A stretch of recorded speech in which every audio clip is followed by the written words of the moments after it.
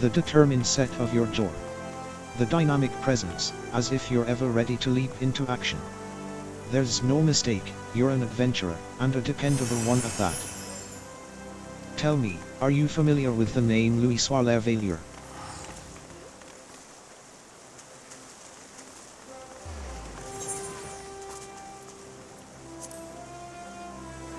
Of course you are, of course you are. Forgive me my suddenness. I'm Nananji Nananji, a budding writer, and I seek to pen a biography of the great man. In particular, I wish to cover his movements leading up to the Calamity, and to that end I've requested an interview with the immortal Flames. He served the Eorzean Alliance as a tactician, you see, so there ought to be someone in the Order who had dealings with him. And while my request has thankfully been accepted, there's just one problem. I don't have much experience conducting interviews, and I'm worried whether I'll be able to do a proper job. As an adventurer, you're doubtless used to dealing with people. Thus I would like to ask you to accompany me in the capacity of an assistant. It would be tremendously reassuring to simply have you watching on. And if you're amenable, afterwards I'd like to interview you as well for your own impressions. For your troubles, I'll be certain to credit you as a collaborator. So please, won't you help me with my biography, that the memories of the Calamity might be preserved for future generations. I'm in your debt. To begin with, please come with me to Camp Dragone in Eastern Thanalan. There's a place I'd like to visit ahead of the interview.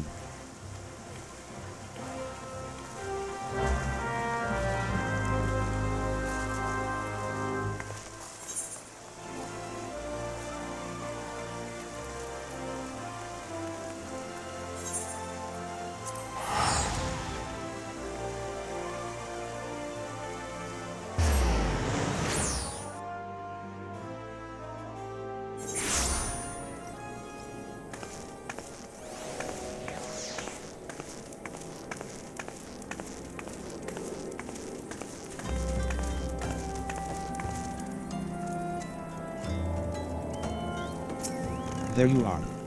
To explain why we're here. Oh, but I haven't even asked your name.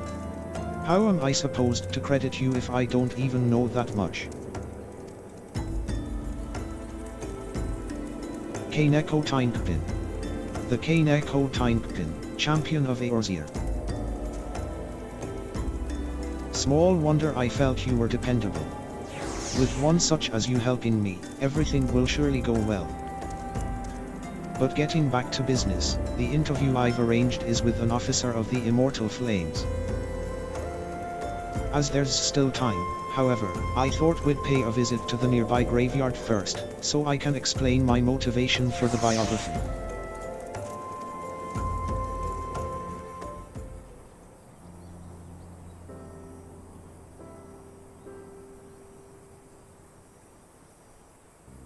I come from a small village near the Carteno Flats. It was burned down in the Calamity, and those who died were laid to rest here. My parents among them. It's hardly an uncommon tale. After the dread Primal emerged from Dalamud, he unleashed fiery devastation across the length and breadth of Eorzea. But as much as the Calamity has scarred the realm, it is quickly becoming just another event in the history books. Beyond occasionally giving thanks to the Archons that Eorzea was saved, people spare it little thought. But when you've lost so many loved ones, it's hard to feel that anything was saved. That's why I wish to know more about Louis Soir. By learning about his part in Eorzea's salvation, I hope that I will attain closure. That's my motivation for writing the biography.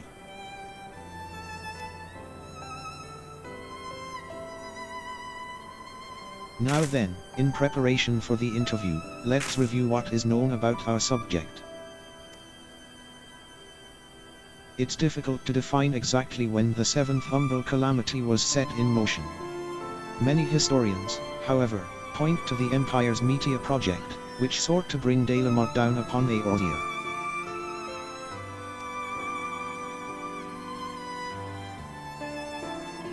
It was the year 1562 of the 6th Astral Era. Seeking to combat the Imperial threat, Louisoix founded the Circle of Knowing, an order whose objective was the preservation of Eordia. Through its members, the Archons of Charlian, the Circle worked to unite the nations of Eordia in common cause. The result was the formation of the Grand Companies in the three city-states. The Immortal Flames, the Order of the Twin Adder, and the Maelstrom, none of these would exist now were it not for their efforts.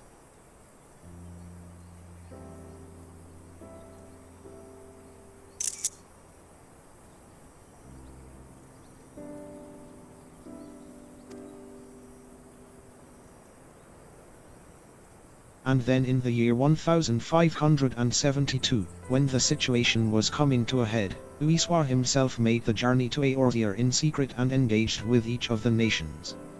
What took place during that time is what I seek to learn in the interview.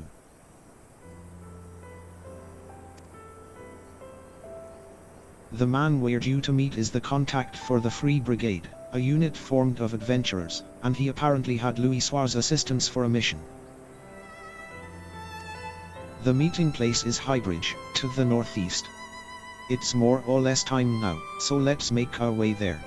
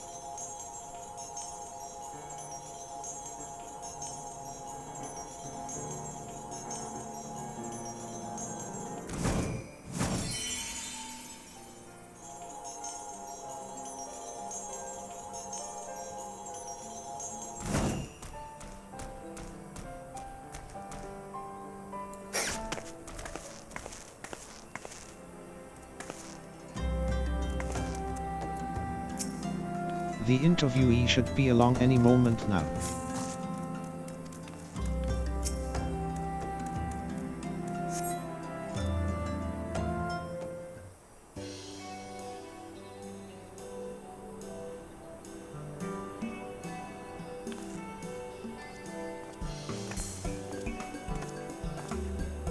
You're the ones who seek an interview? I must say, I wasn't expecting to see the champion of Eordia.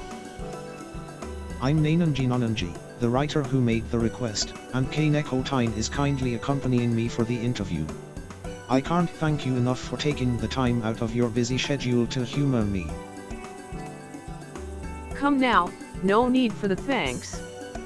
Like everyone, I hold Louisoix in the highest esteem.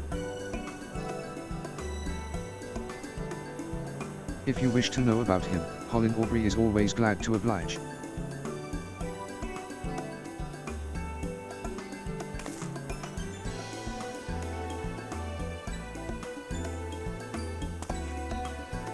Without further ado, then, let us begin. My understanding is you had dealings with Louisoix. Could you please tell me the details?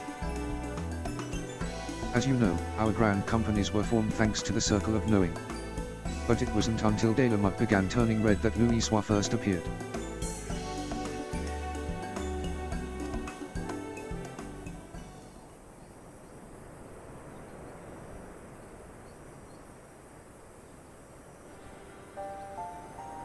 It began with the word that an elderly Elysian man had come to Gridornia who held the key to vanquishing primals.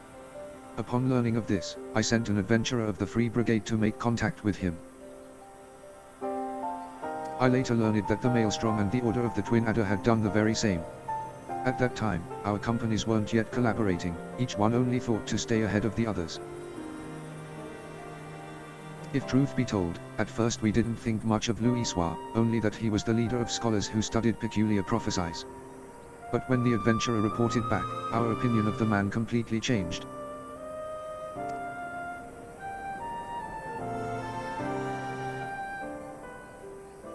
With his spellcraft, Louis had opened the way into Ifrit's domain. And by the hand of dauntless adventurers, the Lord of the Inferno was brought low. Alas, many defeats preceded that victory. It was reported that countless charred corpses laid strewn in the bowl of embers. Now, the mission also yielded a shocking revelation.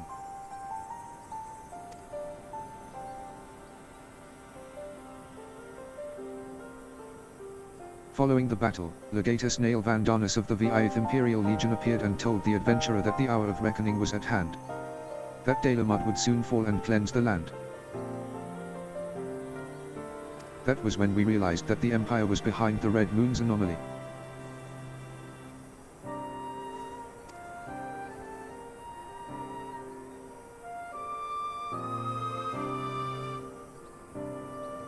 So thanks to Louis, you came to be aware of the Meteor project. Still, it doesn't seem like you had much to act upon.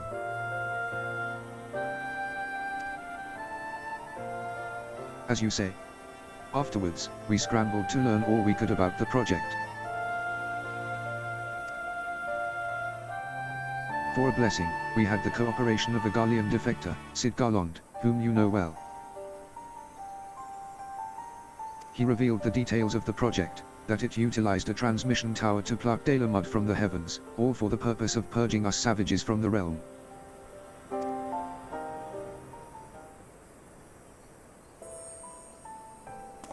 I could continue telling you what I know, but from this point on, there is someone better suited than I am.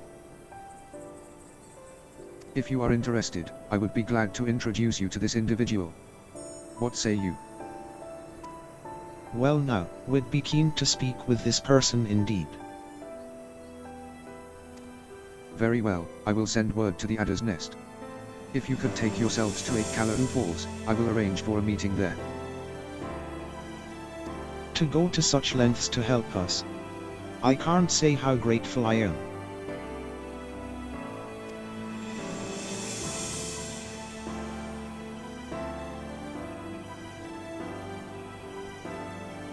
Do not mention it. As I said, I hold Louis in the highest esteem. He was the one who brought our 3 nations together, and nothing would please me more than for him to be remembered. Well, it's past time I returned to Uldar. I pray that the coming interview bears you fruit.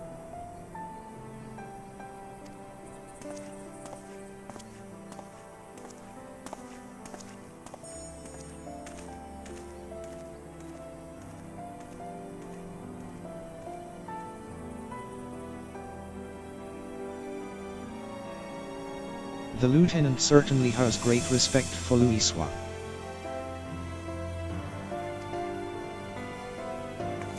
And thanks to him, we have another promising interview. Come, let's head to Gridornir, where the Archon had sojourned.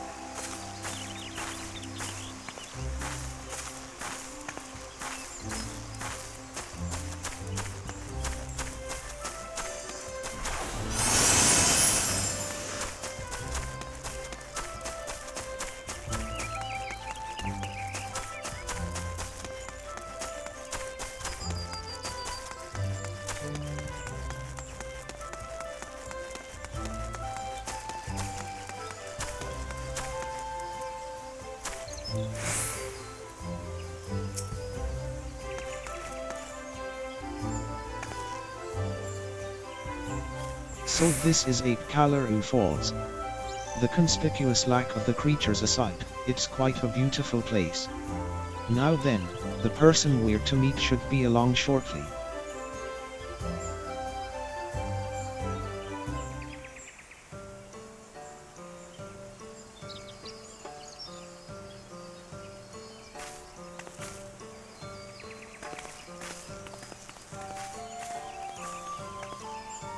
I was told there were those who wished to learn about Louisoix, and who should one of them be but Captain Kpin. Well met. I am Lieutenant Ciro Fook of the Order of the Twin Adder.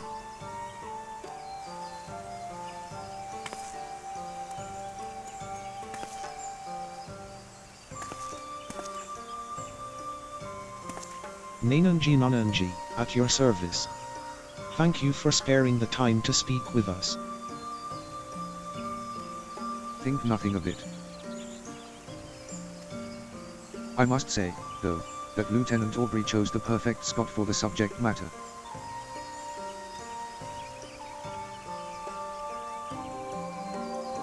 Louisoix spent much time in rumination here in the days before the Calamity.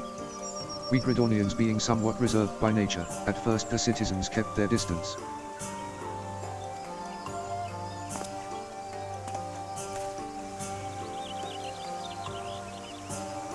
But in time, people warmed to him. He patiently lent an ear to their troubles, healing hurts and offering counsel, and gradually earned their trust.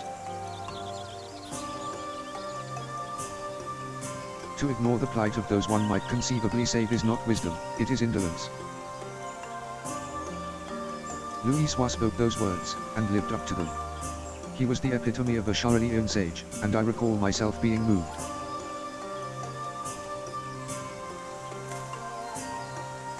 Now, shortly after we had become aware of the Meteor project, the hamlet of Quarrymill was attacked by the primal Garuda. Both soldiers and civilians were among the casualties.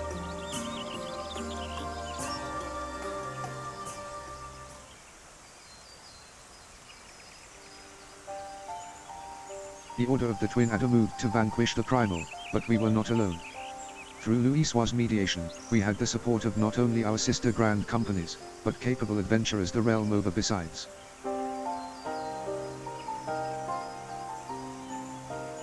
Using an artifact known as the Vortex Feather, the Archon opened the way for a band of adventurers to sally forth into Garuda's turbulent domain, where they felt the fearsome being.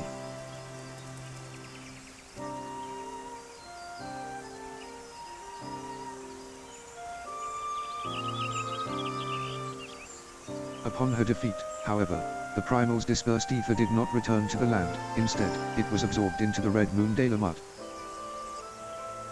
And when the Empire constructed a new base in Mordhana, the Elder Seedseer saw the need for decisive action and put forth a proposal, the formal reformation of the Eorzean Alliance, which had for so long lain dormant. The initial response from the other nations was lukewarm at best. They felt that the burden to be borne by each party was excessive, and they were loath to do aught that would place them at a disadvantage against their rivals.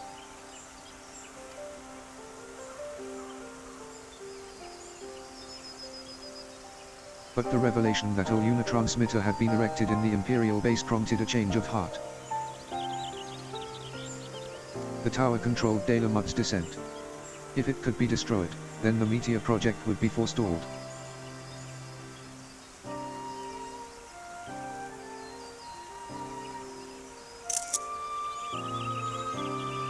After having constantly been on the back foot, our nations were motivated to join hands, that we might strike a decisive blow against the enemy. Thus was the Eorzean Alliance reformed, as the Circle of Knowing had hoped.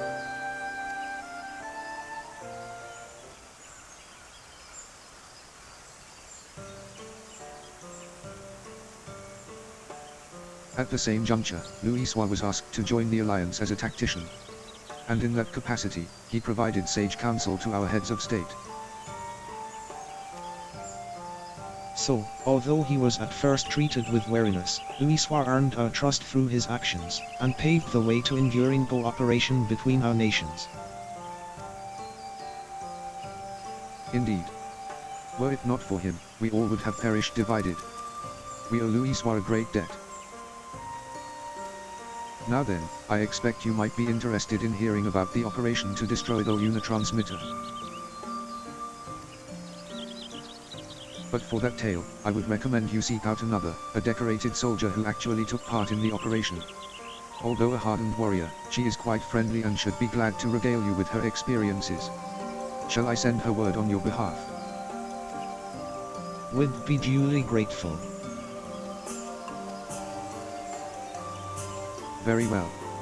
If you could take yourselves to Maelstrom Command in Limsa, I shall see to it that she knows to expect you. With that, I shall take my leave. I pray that the biography is a success.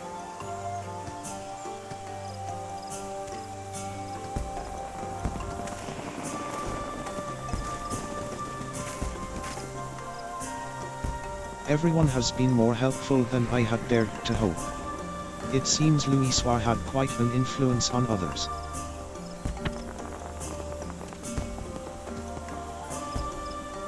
That interview gave us some valuable insights into his character, and I'm eager to see what we learn in the next. Come, let's head to Limsa.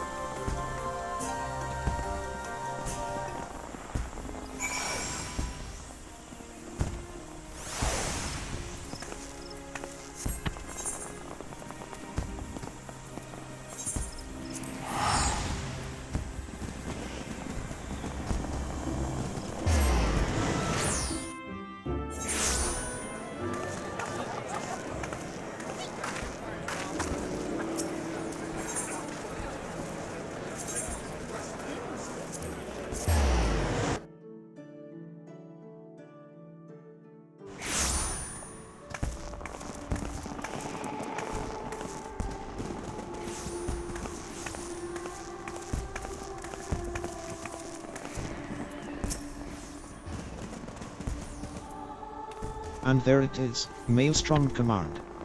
Shall we, then?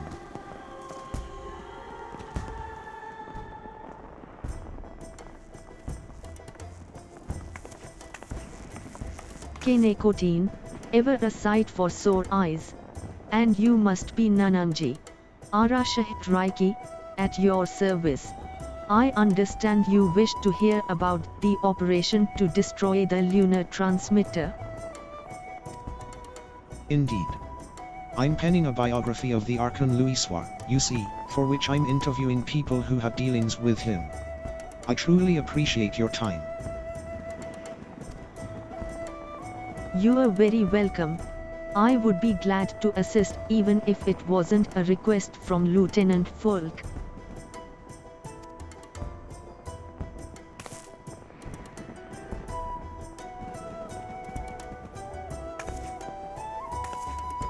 Now then, to continue where he left off. It was shortly after the Eorzean alliance was formed. Our scouts returned with word that the Viate Legion had activated the lunar transmitter in their fortress in Mordona. Now known as Castrum Sentry, the fortress was originally called Castrum Novum before the XIVTH restored and renamed it. It was in order to break through its defenses and destroy the transmitter that our three nations joined hands, and we were determined to succeed. The strategy that Louisoix proposed was elegant in its simplicity. While our main force drew the Garleans' attention with an all-out siege, an elite band of adventurers would infiltrate the castrum and make for our objective.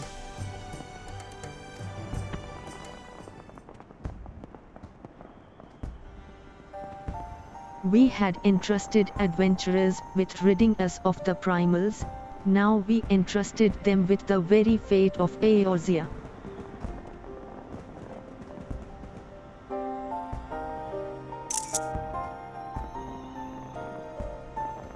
I still remember the operation as if it were yesterday. Though we met with fierce resistance, we fought more fiercely still. No matter the cost, we had to ensure that the adventurers had a chance to strike at the transmitter. And when the messenger arrived bearing word that they had succeeded, It still makes my heart soar to recall that moment of triumph.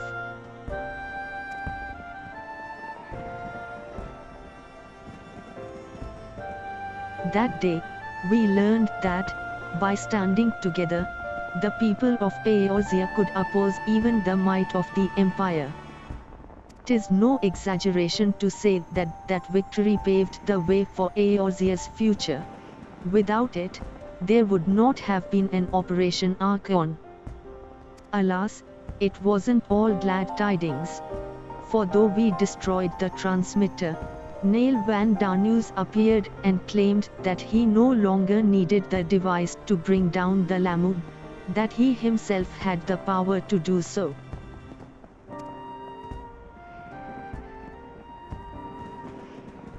So long as Van Darnus lived, the threat of destruction remained, and so, branding him an enemy to all life in Eorzea, the nations of the Alliance undertook a desperate manhunt.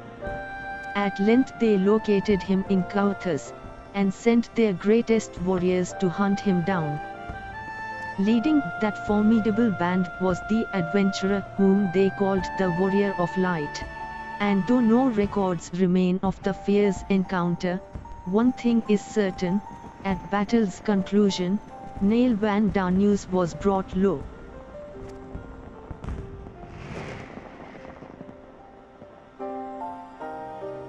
As you know, however, our wars did not end with the White Raven, for Louisoix and his disciples determined that the Lamud would continue to fall.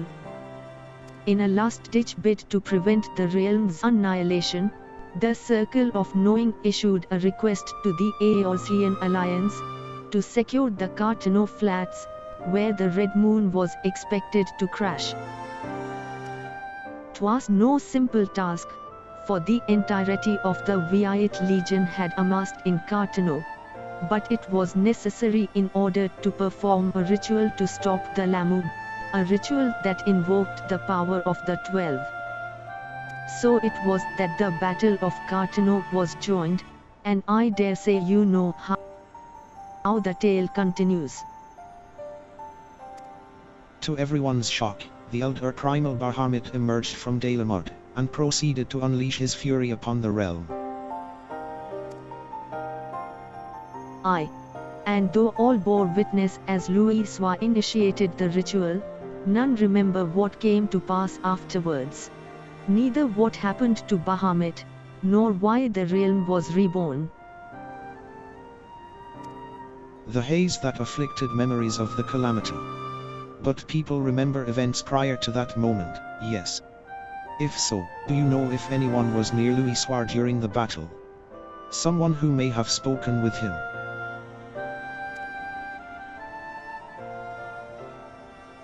If someone was near him, I'm afraid I do not know. He was atop a rise for the ritual while I was a good distance away on the front lines. My apologies. No, please don't apologize.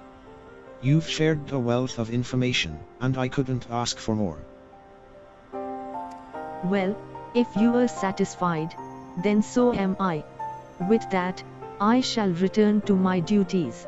I look forward to reading the biography when it's finished.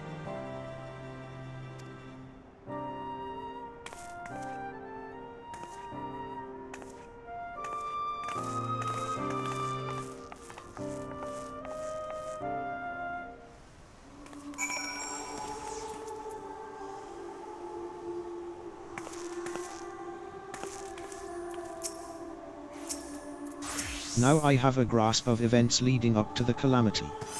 And yet... Oh, forgive me, I was deep in thought. In no small part due to your help, I've managed to learn a great deal. But there is still more that I wish to know. Might I trouble you to accompany me a little longer? If you're willing, please let me know.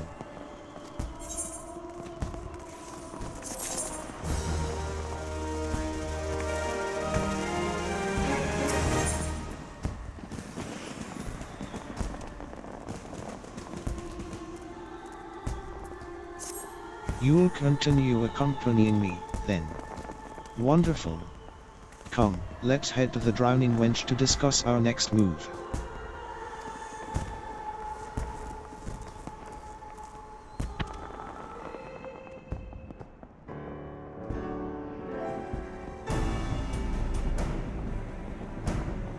Our research proceeds apace so far. We've even learned things not found in literature. But tell me, based on what you've heard from our interviewees, what is your opinion of Louisoix?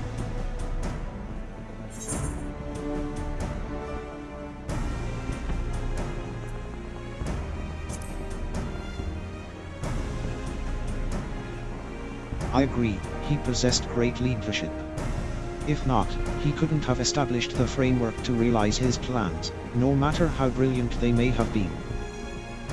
What struck me was how grateful the interviewees were to Louisoix for bringing their nations together in cooperation. It was nothing short of necessary for our survival. Yet in knowing this, I can't help but wonder. In his capacity as a tactician, it seems to me he had done more than enough by devising a plan and facilitating its execution. He went far beyond that, risking life and limb on the front lines for a land not his own. Perhaps he needed to be there for the ritual. Perhaps he felt a sense of duty. Even so, as noble as it is to desire to help others, what good is it if you end up sacrificing yourself? What was it that compelled Louisoix to go to Carteno, and what went through his mind as the battle unfolded? In order to do his biography justice, I feel I need to know these things. If Louisoix had people near him at the time, perhaps he shared words with them in his final moments, words that could provide some insights. But where to begin searching for such individuals, assuming they exist?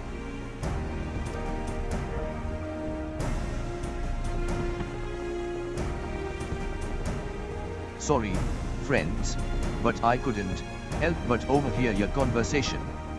Just so happens I know a bloke as served among Louisoix's guard at Carteno. Truly. You know someone who was with him? And, far as I'm aware, he wasn't keeping the fact a secret. Choose for good measure, though, why do ye want to speak with him?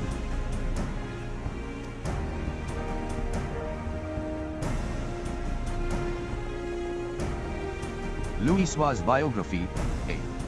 In that case, I reckon the bloke would be willing to cooperate. Von Gincomb's his name, and he was a lieutenant of the Maelstrom.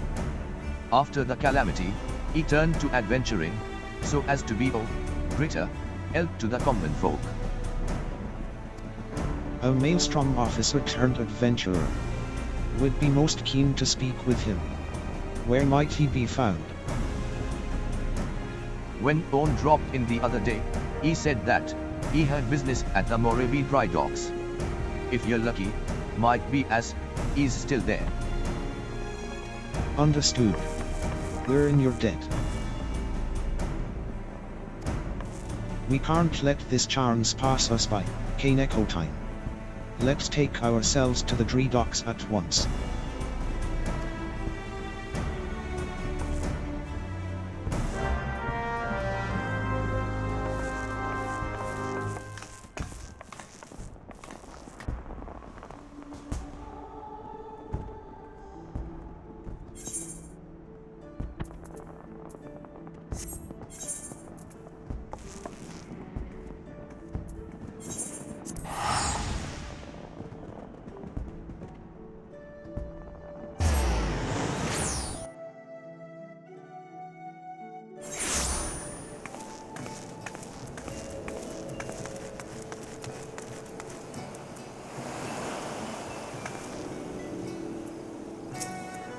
Right, where could Orn be?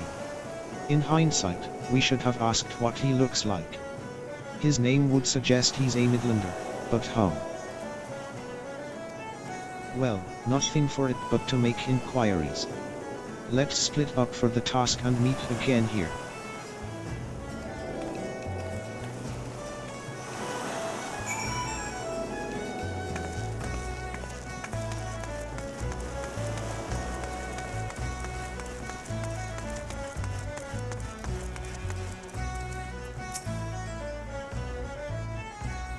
I'm sorry, but I have only just started helping out here. I'm still learning our customers' names.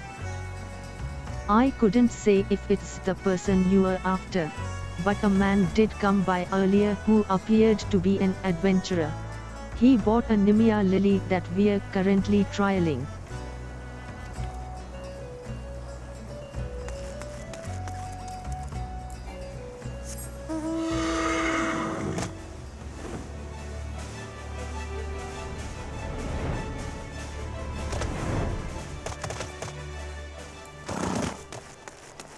Boy. Where do you want these nails, lads? Why'd I wear my mail for this? As it happens, I spoke with him just earlier. He said that he wanted to buy flowers, so I directed him to a vendor. Not sure where he is as of now, though.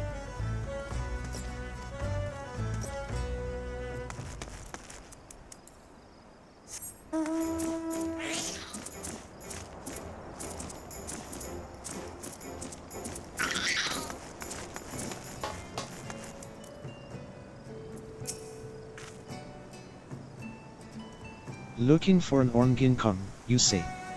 Don't know anyone by that name, I'm afraid. I did walk by an unfamiliar fellow just now, though, over by the mark of the spinner. He had a flower in his hand, so he caught my eye. You have an inkling as to where Orn might be. Time to rejoin Nanji.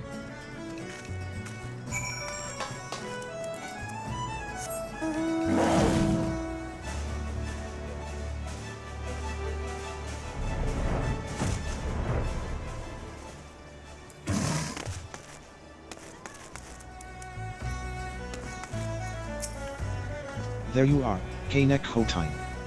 Were you able to learn anything? So a man who could be Orn bought a Naimaya lily, then went to the mark of the spinner. If we hurry there, we might be able to find him. Let's go.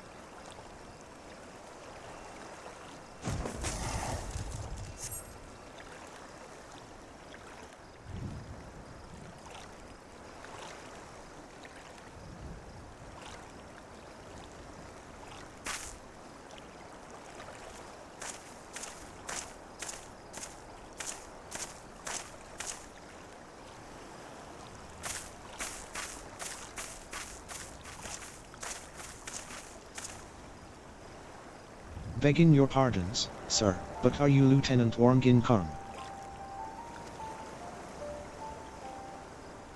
I haven't been a lieutenant for years, but that's me. What can I do for you?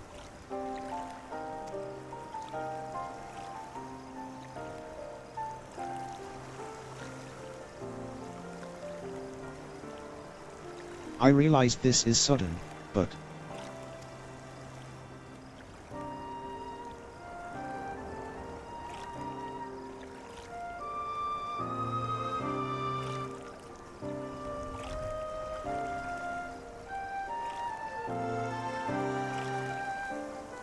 So you're writing Louis's biography, and want to hear my account as someone who was near on hand at Carteno.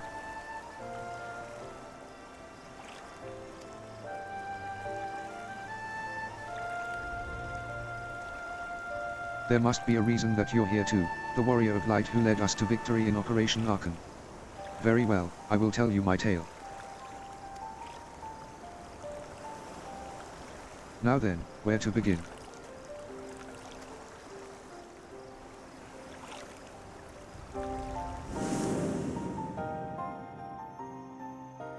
As you know, the battle was fought over the land where Calamity was expected to fall.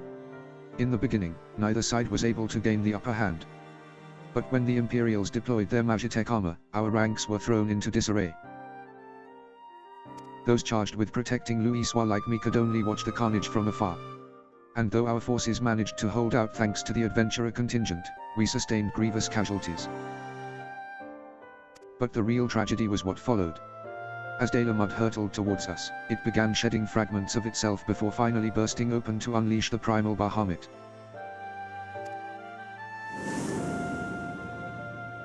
As all below looked on in shock, the battle completely forgotten, Bahamut took wing and spewed fire all over the land.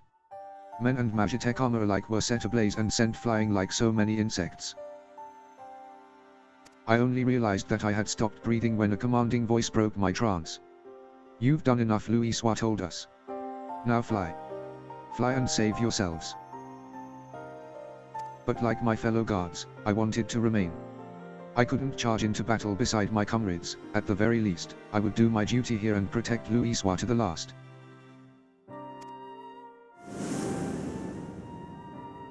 But upon seeing us standing there, not making to move, Louisoix smiled and spoke thus: "If you would give your lives to protect something, then protect my hopes."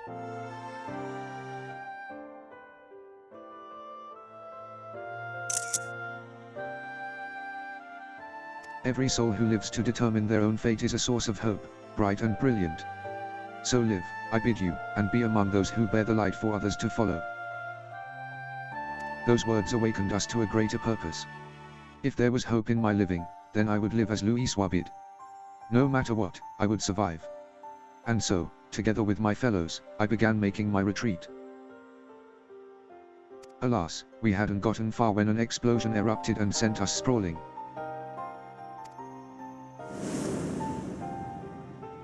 I struggled to my feet just in time to see the enormous, menacing silhouette of Bahamut looming over Louisoix. In the next instant, he was enveloped in light, and that was the last I remember of him.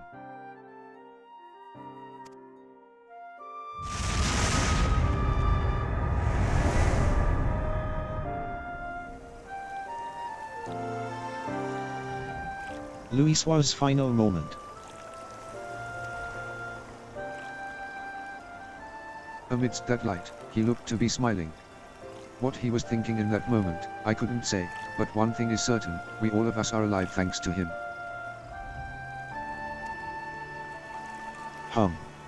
Following the Calamity, it was reported that Louisoix had defeated Bahamut and set about the land's miraculous regeneration.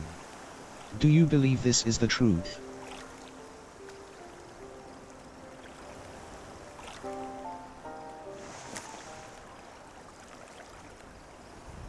Every soul who lives to determine their own fate is a source of hope.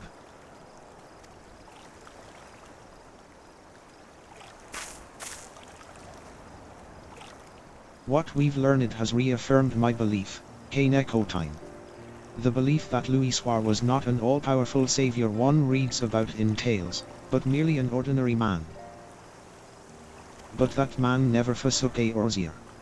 No, he stood for this realm to the last, he and countless other brave souls, and saved it from becoming a scorched waste. Against unimaginable adversity he fought, and at the cost of his life, paved the way to a brighter future for us all.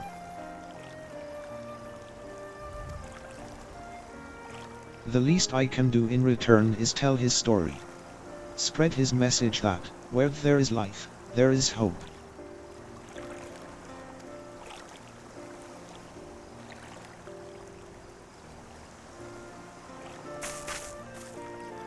Thanks to your account, I believe I've found an angle for the biography. I'm truly grateful.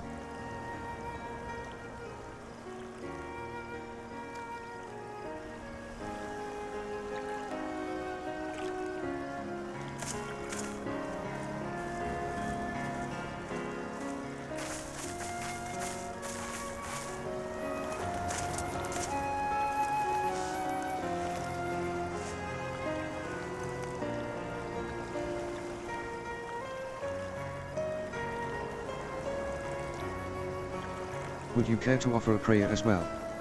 The prayer that the light of hope which Louis preserved shall ever burn bright.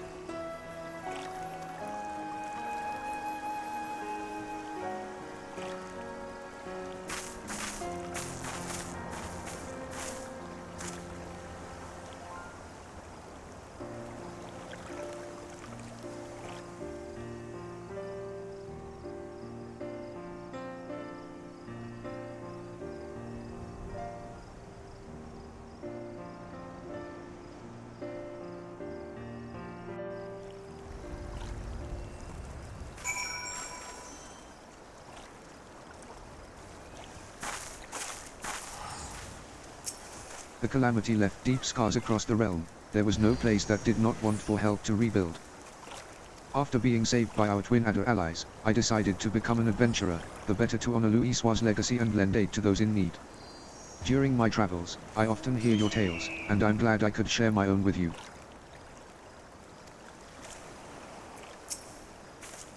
Allow me to thank you again for recounting your experiences to us. Nay, 'tis I who owes you thanks for giving me the chance to share Louis's words. All these years, I had avoided speaking of the moment of his passing out of respect, but it would not do to take the tale to my grave. Through the biography, it is my hope that his spirit will live on in all of us.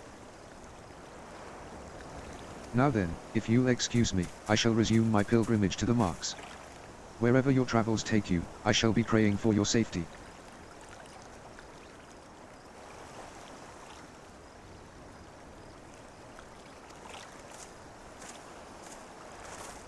Nymaya lilies, the symbol of safe passage. As Louis stood there in Carteno, I wonder if he likewise prayed for someone's safety. At any rate, these interviews have yielded everything I had hoped for and more. Come, let's return to Uldar. I'll have your reward for you at Uldar at the Hall of Flames.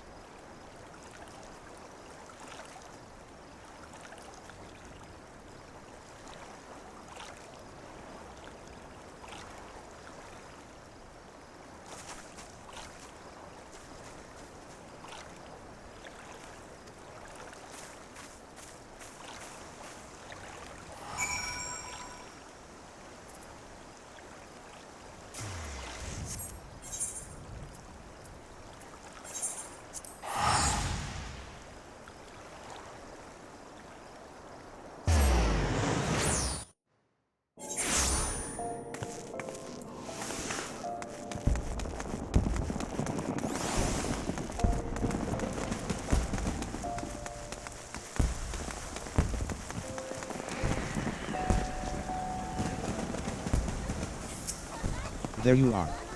I ended up troubling you longer than I had intended, but it was a truly fruitful series of interviews. How fortunate that we could hear from those who lived that fateful time. While I still have many questions, the biography is beginning to take shape in my mind. I also feel as though I've attained a measure of closure.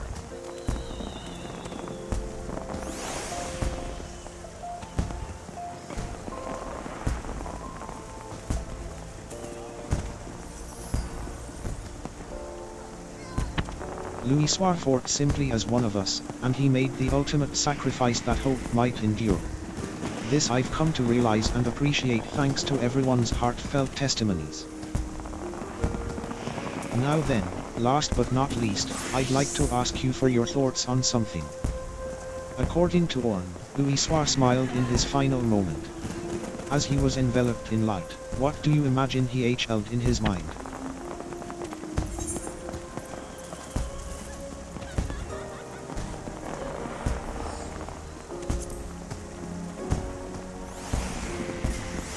I see. I appreciate your thoughts. As I pen the biography, I'll be certain to remember your words. Well, sad though it is, it's time for us to part ways. I'll set to work on a draft, and I won't rest until the biography goes to print. Thank you for all your help, my friend. I couldn't have come this far without you.